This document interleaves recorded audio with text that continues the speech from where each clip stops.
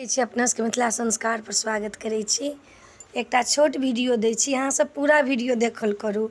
जितिया के जतेक वीडियो दै छी से अहाँ सब पूरा देखू आ सब्सक्राइब करू, लाइक करू, हमरा कमेंट करू जे नीक लागल कि नहीं नीक लागल।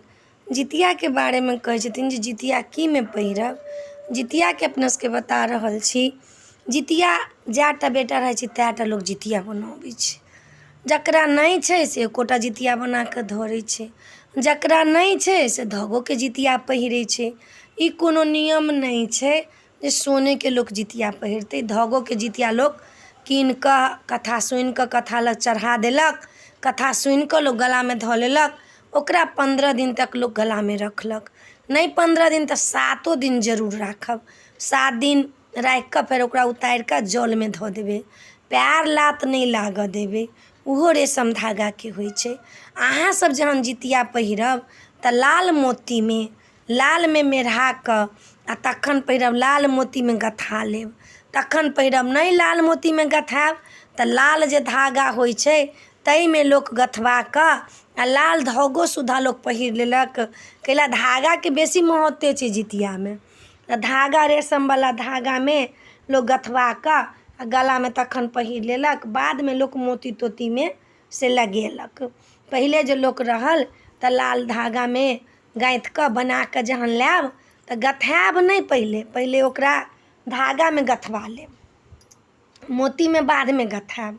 धागा में गथा कऽ आ तखन ओकरा गंगा जल से धो कऽ जैठमन कथा सुनब, जैठमन पूजा करब, ओहिठमन जाकऽ धऽ देबै। नहीं जायब कथा सुनऽ तऽ अहाँ चैनल सब्सक्राइब कऽ लेब मिथिला संस्कार, आ घरे में बैस कऽ सुनि लेब। जैठमन डाली भरब, पूजा करब तैठमन उ जितिया धऽ लेब। डाँड़ा कीन कऽ धऽ लेब, खीरा धऽ लेब, केरा धऽ लेब आ तखन जितिया धऽ कऽ कथा सुनि लेब आ तखन ओकर धारण कऽ लेब। तऽ रेशम धागा में, मोती में बाद में गथायब, पहिले रेशम धागा में गथवा कऽ आ गला में धारण कऽ लेब। कथी लए तऽ धागा के बेसी महत्व छै।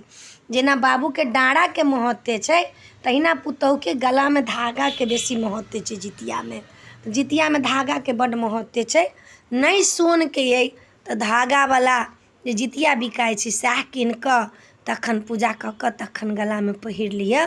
तऽ मोती में गथायल अइ तऽ ओकरा हटबायब नहीं, ओकरा गला से खोलि कऽ गंगा जल से धो कऽ फेर जैठमन कथा सुनब तैठमन धऽ देबै, तखन धारण करब। ओहि दिन तखन धारण करब। नहाय खाय से पहिले एक दिन खोलि लेब आ खोलि कऽ ओकरा गंगा जल से धो कऽ आ तखन कथा सुनि कऽ तखन फेर धारण करब। सब चीज के नियम होइ छै, ओहिना धारण केला से नहीं होइ छै, सब चीज के नियम होइ छै। आ नहीं मोती में नहीं गथायब तऽ अहाँ धागे में गथा कऽ आ तखन ओहिठमन कथा सुनि लेब आ तखन गला में पहिर लेब। कैला धागा के बेसी महत्व होइ छै। तऽ अपने सबके जितिया के गथाबऽ के कोना पहिरब से एकटा छोट मोट वीडियो देलहुँ हँ। हमरा तऽ जे अबैए से कहै छी, आरो हमरा किछु अबैए तऽ अबैए नहीं। हमरा जे कहब किछु अबै छै, चाहे पंडित छी चाहे वेद के ज्ञाता छी, से सब हम नहीं छी। हमरा अहाँ सब हौसला दै छी तै लऽ कऽ 2 शब्द बाजि लै छी, नहीं तऽ हमरा कहाँ से हैत। हम कहाँ से कऽ सकबै। एहिठमन तऽ बड़का बड़का लोक छनि, हुनसब पढ़ल लिखल लोक छथिन, वेदांग छथिन, वेद के ज्ञाता छथिन। हम तऽ किछु नहीं छी, हम तऽ एकटा छोट आदमी छी जे अहाँ सब कनी देख लै छी तऽ हमरा मोन खुश भऽ जाइए। तऽ ठीक छै, एहि वीडियो में आइए अपने सब जितिया नीक से करू। मिथिला संस्कार के तरफ से अपने सब लोकन के जितिया के शुभकामना दै छी। बेटा के लेल, बेटी के लेल, पति के लेल, धन धान के लेल, भाई के लेल, भतीजा के लेल, सब ला जितिया व्रत करू आ नीक से नियम पूर्वक करू।